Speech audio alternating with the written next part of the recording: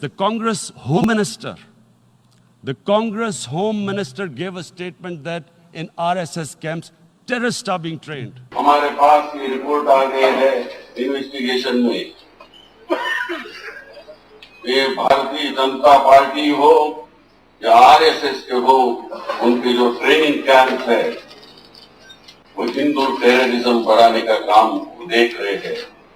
To verify that there are no militant organizations in Pakistan, the world will hold him to that promise. Here are a few questions that Pakistan can respond to as a precursor to the proposed verification. Can Pakistan confirm the fact that it is home to 130 UN-designated terrorists and 25 terrorist entities listed by the UN as of today?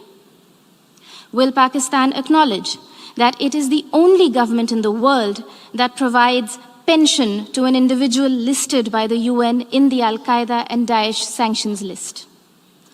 Can Pakistan explain why, here in New York, its premier bank, the Habib Bank, had to shut shop after it was fined millions of dollars over terror financing? Will Pakistan deny that the Financial Action Task Force has put the country on notice for its violations of more than 20 of the 27 key parameters? And finally, would Prime Minister Khan deny to the city of New York that he was an open defender of Osama bin Laden? Mr. President, having mainstreamed terrorism and hate speech, Pakistan is trying to play its wild card as the newfound champion of human rights.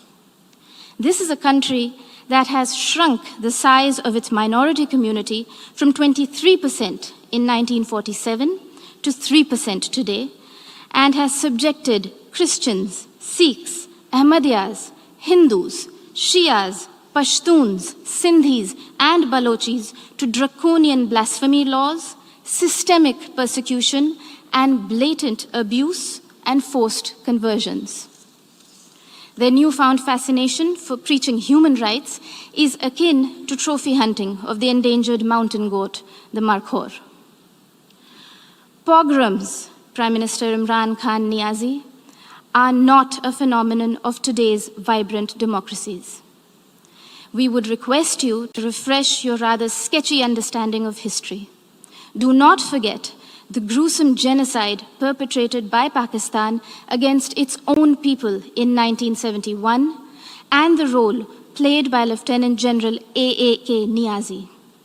A sordid fact that the Honorable Prime Minister of Bangladesh reminded this assembly about earlier this afternoon.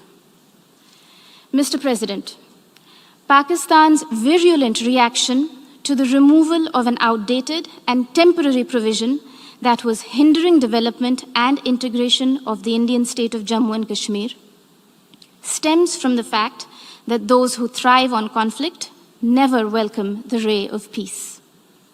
While Pakistan has ventured to upstream terrorism and downstream hate speech there, India is going ahead with mainstreaming development in Jammu and Kashmir.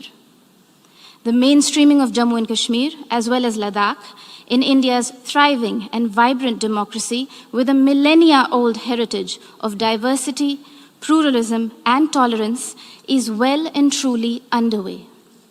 Irreversibly so. The citizens of India do not need anyone else to speak on their behalf, least of all those who have built an industry of terrorism from the ideology of hate. I thank you, Mr. President. I thank the representative of India for her remarks. I now give the floor to Albania for right of reply. Albania, you have the floor.